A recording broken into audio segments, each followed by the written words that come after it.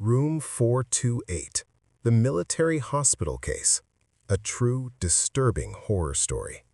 The first thing everyone noticed about room 428 was that it was always clean. Too clean. In a military hospital where the scent of antiseptic never quite masked blood, sweat, and old fear, room 428 stood apart. The floor shined even when no one had mopped it. The bed was always made, tight enough to bounce a coin. The lights were never off, but no one could remember turning them on. I was assigned to the hospital in the winter of 1978, fresh out of training. Young, obedient, still naive enough to believe that rules existed for reasons and that silence meant safety. No one told me about room 428, not officially. I learned about it the way everyone did, through absence. Nurses avoided the East Wing. Doctors pretended the corridor ended early. Orderlies took long routes even when stretchers were heavy and time mattered. When I asked why, I was told, equipment storage. When I asked again, I was told, it's not your concern. Then one night, during my third week, the intercom crackled. "Courseman Lin," a voice said, "proceed to the 4th floor, East Wing." The pause afterward felt intentional. Room 428. The nurse beside me froze. I remember her face clearly, how the color drained from it, how her hand tightened around the clipboard. She didn't look at me when she spoke. "You should tell them you're sick." "I'm fine," I said. She finally met my eyes. "No," she whispered, "you're not." The first entry. The hallway to room 428 was colder than the rest of the hospital. Not metaphorically, literally colder. My breath fogged slightly, though the vents were silent. The lights flickered as I approached. Room 428's door was not locked. That was the first violation. Military protocol demanded sealed doors for unused rooms, yet this one stood, closed but unlocked, its number plate slightly crooked as if someone had tried to remove it and failed. When I pushed the door open, I expected dust. Instead, I smelled iron. The room was empty except for a single bed, a bedside cabinet, and an IV stand with no bag attached. The sheets were white. Too white. The pillow bore the faint indentation of a head that had recently rested there. Then I heard it. Breathing. Slow. Wet. Close. I spun around. No one was there. The breathing stopped the moment I moved. I stood frozen for a full minute before convincing myself it was the ventilation system. I completed my inspection quickly, noted nothing unusual, and left. That night, I dreamed of a man in a patient's gown standing at the foot of my bed.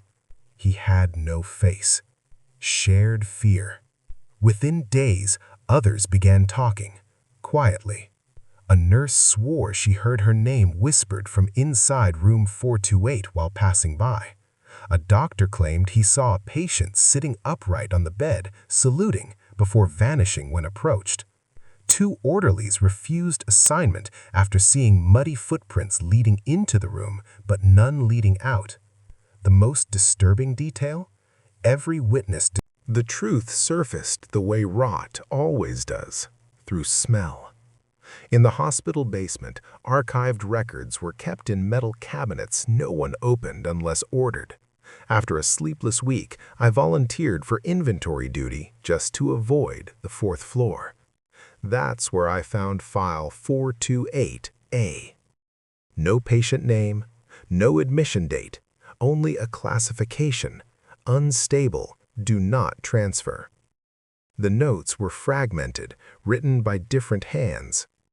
Patient reports seeing himself standing in the room.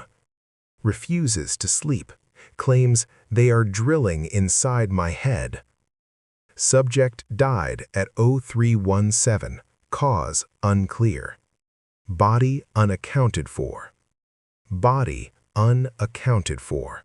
That line repeated 3 times, stamped in red. The incident. The soldier had been brought in after a training accident, head trauma, severe concussion. Witnesses claimed he was talking when found, reciting military commands while bleeding. He was placed in room 428. Within hours, staff reported strange behavior. He would sit upright for hours without blinking. He saluted empty corners. He screamed orders in his sleep. Then came the final night.